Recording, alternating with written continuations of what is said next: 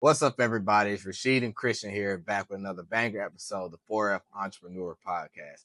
And today's episode, the first thing I do want to talk about, we did have a presidential debate that did go on yesterday.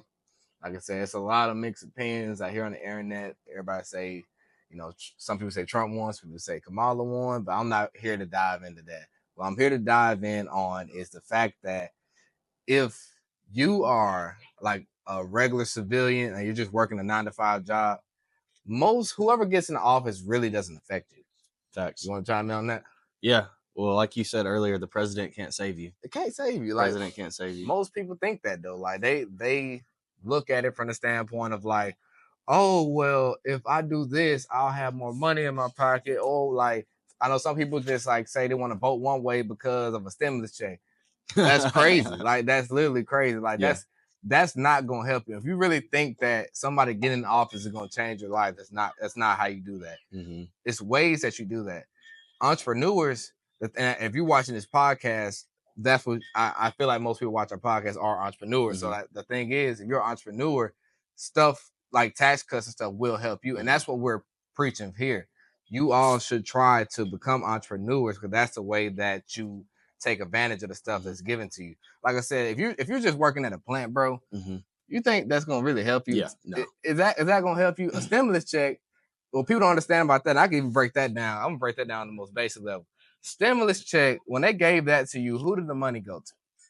The business owner. It didn't see people thought, oh, they gave me money. No, they gave that money to, I call it, to stimulate the economy. That's what that stimulus check was for. So once you start changing and reframing your mindset and stop thinking from just a worker standpoint, you start looking at the business owner standpoint, you realize that's where the money goes. Yeah. So owning a business is where the money goes. And that's what we really have to dive in with that. Like, no, the politician ain't gonna save you.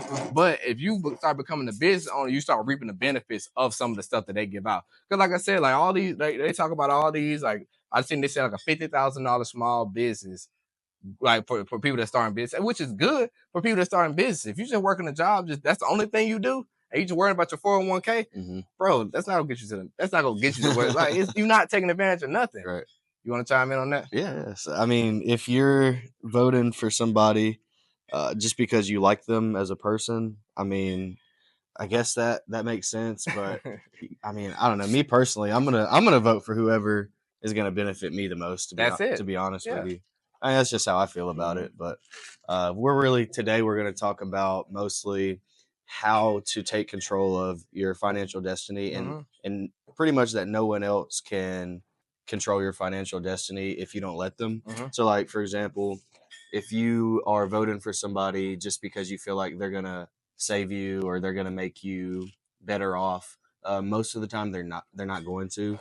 So generally the stock market performs similar to if we have a Democratic president or a Republican president. And if you're trying to make it seem like it'd be something different, no, it's really not that different. It's just different sectors. Yeah. I mean, at the end of the day, if you just study and you do research, Patrick Boyle has a really good video on the difference between Democratic and Republican presidents on the stock market. There's really not that much difference. It really just comes down to yourself.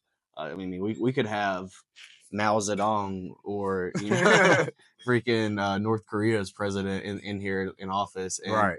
If they mess stuff up, you can always take your knowledge and you can leave because no one can take this. No one can take your education. No one can take your skills. Right. You can move to Switzerland. Yeah. You can. If you're the best blacksmith in the world, like you got a lot of opportunity to go somewhere else and just run it up, right? And you just make the best guns, right? And everybody wants to buy your guns, or let's say you're the best race car driver or whatever, and you're driving in America. All right, cool. Well, if you go over to France or Germany or something or Japan, you still dominate over there. You make some money over there. Same for business. If you're the best salesman in the state, and let's say we get a president that shuts down your company, that's probably not going to happen. Yeah, but let's just say, your worst nightmare comes true. Yeah. You can probably just go somewhere else and still sell. Right. People put way too much faith and energy into the election, into their leaders. Like, be your own leader. Yeah, like I said, you control your life. Yeah. Like I said, God plays a real big factor, but as far as the stuff that you do, you control it. Yeah. So if you think about it like that, you have to do what you have to do to get to the next level. You have to. That's the only way you're gonna get to. And I could use that to translate to one thing to say next about financial literacy. I read Dave Ramsey's book. A lot of people are on the fence about Dave Ramsey. You got people that say that, oh, he just doesn't make sense. But I'm gonna tell you this, he does make a lot of sense. He does. And at first, when I was an aggressive, risk-taking young buck, I was I did the same thing because some of the stuff that he preaches, when I was 18, 19, that's what I did. Because I was like, I didn't know no better. I wanted to look cool for like everybody else. I wanted to drive the nice car to make everybody else say, oh, he's something. But it turns out you're not something because you're not sitting on a lot of money in your bank account. Yeah.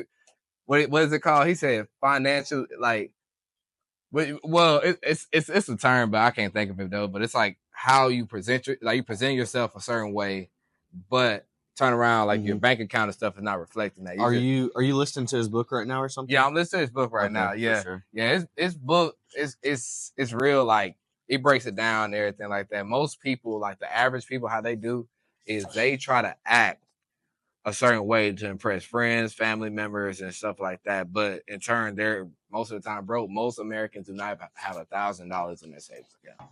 That's a fact. Yeah. $1,000, like that's something that you need. Like, what if a rainy day comes? Most people depend on credit cards to save you, and that's how they get in credit card debt. Like they said, I think he said 162. Well, most Americans have $11,000 at least in credit card debt, which is insane because I know none of those people have 0% interest cards, so I know they're paying a crap ton of interest, and they owe everybody. It's like, and the thing he also referred to a lot was keeping up with the Joneses.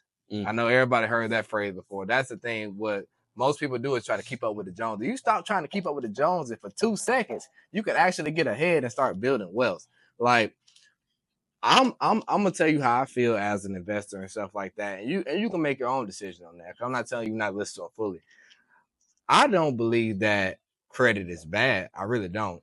It's just for most people, I would say stay away from it because y'all don't like. If you're not an entrepreneur, stay away from it because y'all do not get the benefits of what the credit and say for example credit card. Y'all don't take the benefits that they offer because like I know people that just get an Amex card. They'll get the Amex Gold or Platinum, right?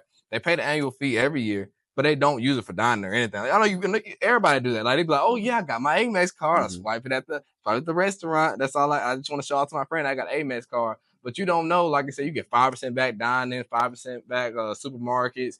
They be having like rotating stuff like in different categories and stuff. I think they got one with like clothing, like I think it's a clothing thing called Lululemon. You spend like $1,000, you get like 2,000 in points. But y'all don't know that because y'all don't take advantage of what the credit cards have to offer. Credit cards, they have benefits and stuff like that, and you should use the benefit. That's if you're getting a credit card and you're just gonna keep it and hoard it or just use it to buy stuff that you don't need. That's stupid. That's what Dave Ramsey really preach. And that is, he right. Your income is your best wealth building tool. If you get rid of most of your debt and you take that income, cause like this, I'll say what Dave says. Car payments. Most people pay. He said the average car payment right now is $700 a month. If you invested $700 a month into that's what the national average of car payment is $700. And I can imagine we don't even pay that, but most people pay $700 a month at least. And then interest rates are crazy right now, right? So imagine if you took $700 every month and invested that. Yeah. Where would you be? You'd be a millionaire. You'll be a millionaire pretty quick. I mean, it'll take a couple of years, but you'll be there. But most people want to keep up with the Joneses. They want to do all that stuff, and that's what makes you fail. That's why I really want to tell y'all got to stop doing that. And like I said this on the last episode of the 4F Entrepreneur podcast. You got to start living below your means. Like, don't live on all of your income. That's stupid. Like if you're bringing in $4,000 or $5,000 a month, it's no reason that you shouldn't have no money saved at the end of the month. Why? Like, what are you buying? Stop going out with your friends, drink a beer every weekend. Like, stop buying all these clothes. Stop going out of town and stuff knowing that you can't afford it. Like I said, you can plan for stuff like that, and you need to actually save and invest. Like, and that's why I want to let you talk about like some good, safe things for people to like actually put their money in. Cause like I want to dive in a little financial literacy. We're gonna get y'all a little bit of financial literacy in this podcast right here. So, how should people what you think? How people should kind of like budget their money and give them a way to like structure themselves to where they can position themselves in a good spot so they can like Sure. eventually retire and all that kind of stuff. Yeah, of course. I would say you got to find your nearest horse racing track, and you got to find the fastest horse. And you got to put your entire 401k on that. No, I'm just kidding. Since we're talking about financial literacy, Internet Money University is a way that you can level up online. You can I got courses on there right now for Turo. I got a course for Amazon FBA. I got a course for credit repair. If you're trying to start any online business, that will be the platform, internetmoney.net. No, for real. So what you got to do, of course, save 20% of your income. Yeah. After tax, you know, like a lot of people, I make 100K a year. No, you don't. You make 70K a year after taxes. After taxes, you know. Then like after taxes, also talk about the debt payments you got. You make way lower than that. Oh my god. Yeah. So if you're paying $700 a month for your car, this is the problem. A lot of people just pay the minimum payment. That's it. So you have something called interest and you have something called principal. You're supposed to pay as much as the principal off as you can. Right. Because, for example, if you stretch out that loan for as long as the lender wants you to, that's how they get all the money. You're not supposed to have a 30-year mortgage. And let me tell you how people do, like, even with cars and stuff, like, they'll keep refinancing the cars. But the thing about the refinancing the car, y'all don't go for shorter terms. Y'all go for longer terms to get the lower monthly payment, which is the stupidest thing you can do. Because that's how the bank is making money off of you. Because they know, because y'all just going to make the minimum payment. Y'all not going to pay more. So guess what? They just keep racking up their interest. They want you to refinance. They're like, come on, refinance. You got a 72 month. Let's go 84 now. Let's go 96. They want you to do that so they get more money. It's crazy. Yeah. And one thing I want to say, while we're on this episode, the president cannot teach you financial literacy. No, you can't. If Kamala Harris wins or if Trump wins, there's many people out there that are still going to be broke. Oh, yeah. Because they don't want to take 5 minutes to hop on YouTube and learn what interest is, and annual percentage rate, APR, the difference between putting money in the stock market and keeping money in your bank account. And then people are just going to complain about the current president and use them as a scapegoat as a reason for why they're not where they want to be financially. If Biden wouldn't have won and Trump would have won in 2020, most of y'all would still be broke. Biden barely has any effect on the gas prices. No, he doesn't. The most that he can do is release something called the strategic reserve. Even when he does that, it only affects gas prices by a few cents. Right. Because the way gas prices are controlled, it goes off something called crude oil. And crude oil is a benchmark for the entire oil supply and demand for the world. And it constantly changes. It's changing right now. It's partly controlled by a group of countries called OPEC. And OPEC is Saudi Arabia and all those guys. OPEC Plus is Saudi Arabia plus Russia and a few other countries. Anyways, the U.S. only produces about 5 to 6% of the oil for the world. And that actually just recently increased under the Biden administration, actually, drastically. And the thing is back to my point, if, a freaking chimpanzee was in office, and somebody was just telling that chimp what to do or whatever, that's not going to change your financial situation. It's not. It's really not. It's on you.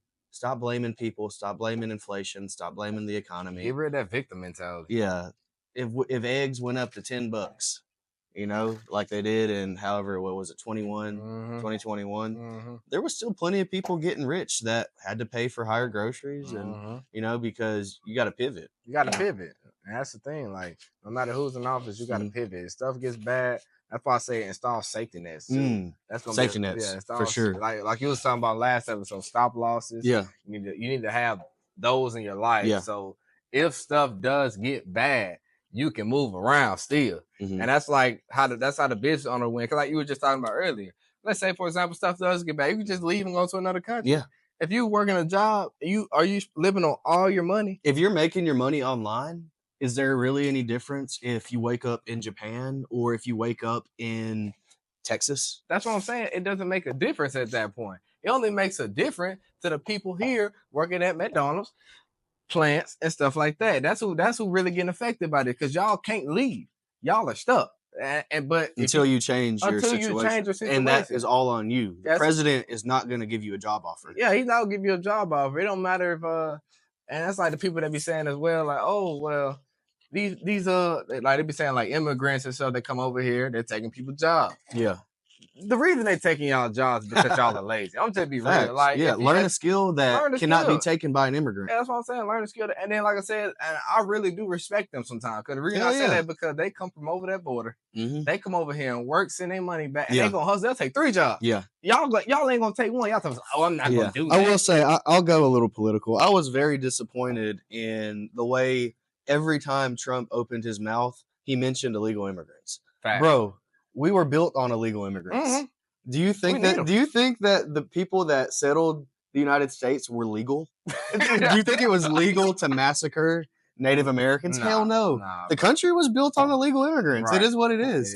And I'm going to call that illegal immigrant to cut my grass for $50 a cut instead of, you know. He's going to do a good job. He's going to do a good job. He's going to do a good job. And he's not going to fucking complain. He ain't going to complain. Excuse my language. Yeah, so like I'm actually pretty liberal on the whole immigration stand. I'm conservative on other parts if we do want to get political. But there was also another thing I wanted to say. We're kind of just mixing this between finances, you know, the political landscape, and the global economic landscape. Yeah. Because sometimes they do intertwine. They do intertwine sometimes. But really the biggest point is the president does not have as much impact on that as you would think. Yeah. So the flows and the way the global economy plays out, the president is actually just one player in a huge game. So if you look at 2020 and 2021, whenever inflation shot up drastically, what happens whenever inflation goes up is asset prices also go up. So to offset inflation and to put a stop loss as to what Rashid was saying, or a safety net under you, you want to own assets. Because get this, whenever hard times come and inflation spikes, like it will again many times, if you're holding cash, your net worth goes down. If you're holding assets, your net worth skyrockets. What is APR and why it's important? Your APR is your annual percentage rate or your interest. For credit cards, it's actually charged daily. For example, if you carry a balance of $1,000 and your interest rate or APR is 25%, and you hold that for the whole year, you will pay $250 back to the credit card holder. And then your new balance on $1,000 will be $1,250. And then the next year, unfortunately, it'll be 25% of $1,250. That's why it's super important to pay off high interest debt first. There's something called the snowball method, where you actually pay the highest debt off first. So if you have debt at 5% and you have debt at 25%, you're going to want to tackle the debt at 25% first. That way you have more cash flow to pay off the low interest debt after that. Here in Northern Alabama, really most places in the United States, you know, let's say, I'm going to go back to the Northern Alabama example for this because houses are a lot more expensive in other places. You could buy a house for $50,000, a nice house, 2019, a good house. Now that same house is 180 to 220. If you owned a few of those, man, you're sitting pretty. Because guess what? If your interest rate was 5%, you refinance at 2%. Now you have insane cash flow, right? And also gold goes up during times of inflation because the US dollar goes down. Stock prices skyrocket. So this is the unfortunate part, the unfortunate economic reality. Poor people hold cash. That's it. And debt, and rich people hold assets. Whenever inflation goes up and you're holding an asset, your net worth increases and you're able to turn your net worth into cash. An example is by doing something to cash out refinance or a HELOC, and you can actually borrow against your assets. You can borrow against your stock portfolio, all these things. That's what Elon do, I think. Exactly. The thing is, Elon doesn't really even need any cash. Doesn't need cash. He has billions and billions of dollars of Tesla stock. Yeah, that he just borrow against whenever he feels. He can just borrow against it. If you had $100 million in Apple stock, do you think that any bank's going to think twice about giving you a loan? Oh no, they ain't gonna think twice. No, but get this: if you had $100 million in cash, they're probably going to still give you the loan. But guess what? Let's say inflation comes, right? And you know what happens is with that $100 million in cash, the average inflation rate right now is about 3 to 4%. Yeah. Every year you're losing $3 million in buying power because $100 million, 3% of that's 3 million, right? But if you have Apple stock, let's say the historical return of Apple stocks 10 to 15%. It's probably more around that 15%. Mhm. Well, now instead of losing $3 million, you gain You gain $3 50 million. And the guess this: if you hold it for more than a year, you can sell that stock and you only pay 20% in capital gains tax, or you could sell it in a retirement account and pay no tax. Or you could take out a loan against it and not pay any tax at all, And and not pay any just tax pay at your all. low interest like 4 to 5%. But Right. yeah, some gems right there, some financial literacy gems. Yeah, some financial literacy gems right there. And Yeah. like I said, if y'all use that stuff, your life will actually change. Like I said, the main thing I want y'all to take from this episode is just, like I said, buy assets. That's what you should do. Yes. Assets are going to be a safety net. Yeah. Like he was just saying, like, if stuff starts going bad, like I said, you can refinance, like you can do a HELOC, anything like that. That gives you the cash out, having assets. See, poor people, all they do is just get debt. Consumer debt. Consumer debt. Like I said, it's a good debt and bad debt. Like I said, I'm not going to sit here and say that all debt is bad. Debt that's used to purchase assets is not bad. Consumer debt, when you just going to the store buying, furniture and all that kind of stuff, and y'all just gonna keep paying on that for years and all that. That's stupid. But like I said, if y'all take our advice here, y'all will start seeing change. And like I said, just stop worrying about who gets in office. And honestly, I'm gonna tell y'all this too. If y'all really want to start making changes, you need to go to your local elections. That's where you need to go to. Yeah. Like the city council, governor, all that stuff. Even the Congress people. Because those are the people that are going to make the change before the president. The president is going to be the last person that gets that sign off. They have to come up with the bills and all that kind of stuff. So if you really want to make a change, and like I said, I'm not gonna pull a race card here, but I want to talk about our people. I don't see a lot of black people show up to stuff like that. I don't like. They do president, but I don't see them really show up. It's not in the, especially. Well, I'll say younger. Yeah, I want to add to that, and then those same people wonder why they're misrepresented or underrepresented. Yeah. You can't complain about something if you're not taking action. You're not taking action. Yeah, like I said, we have the right to vote. Like people fought for this. I'm not gonna lie, bro. I don't know many young black people that vote. They really don't even vote. Like I was like, we were chilling with. I was chilling with an old buddy the other day, and there was a couple other young brothers in the room, and I was trying to spark a conversation. So I was like, "Who y'all voting for?" Yeah. And they was like, I ain't voting. Like it was like a badge of pride. Yeah, they'd be like, yeah, all right. Okay, well, I don't want to hear you complain. Yeah. I don't want to. I mean, your opinion really doesn't matter if you're not taking action. Take action and take advantage of what's given to us. We have the ability to vote. People died for the right for us to vote. Yeah.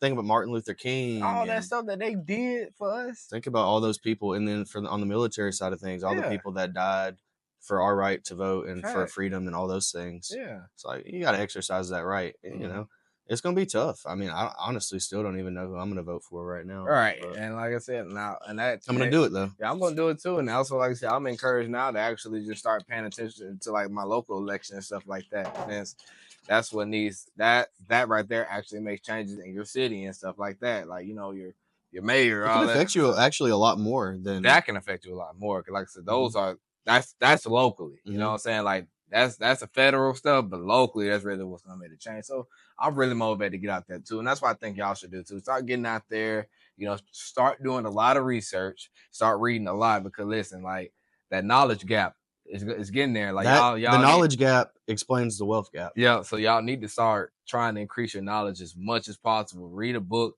I say read one a week. The average CEO reads one a week. Yeah. No, and then the average American reads 2 a year. So that is one reason for the wealth gap. Everyone's like corporate greed and the rich dodging taxes. Like, when's the last time you actually learned something new that you didn't learn on a Facebook post? And also, like I said, just study. A good rule of thumb, I say just study what rich people do. Like I said, all of them, I'm going to say they're all right. But, just take bits and pieces. But study what rich people do if you want to actually, change your life. If you see someone has something that you desire, like say they have like real estate, $100 million or whatever is what you want out of life. I always tell you I don't idolize money because money is not everything. But if you see someone that you feel that is someone that you should get behind and you want to learn from, study their habits, because what they do, if they're waking up early, you need to get up early. Like like I said, Bedros, so David Goggins, like we can name a few. Well, find a mentor. Start going to some networking groups, start connecting with people. Ask questions, be coachable, let them explain to you their processes, and then start emulating them. So like think about it like this: you can have two people, they start off from scratch with Yeah. nothing at 18 years old. Yeah. And let's say one emulates what losers do, and then one emulates what winners do. Obviously, one's going to be a loser and one's going to be a winner. It sounds really simple, but if you do what successful people do, then by default, you are successful, or you will become successful. Right. If you do what unsuccessful people do, by default, you will become unsuccessful. It's really just action. Facts. At the end of the day. So, and then your actions follow in the direction of your mindset. Action follow in the as direction well. of your mindset. So, well, yeah, I think we did a lot here. I think y'all got a lot of information to digest and everything like that. Make sure y'all watch it 2 or 3 times to grab everything we said. But like I said, y'all go out here, go change your lives. You know, start your business, learn what these successful people are doing. And like I said, try to emulate it. It's doable. You can do anything you want to do. I promise you can. Don't let nobody tell you can't.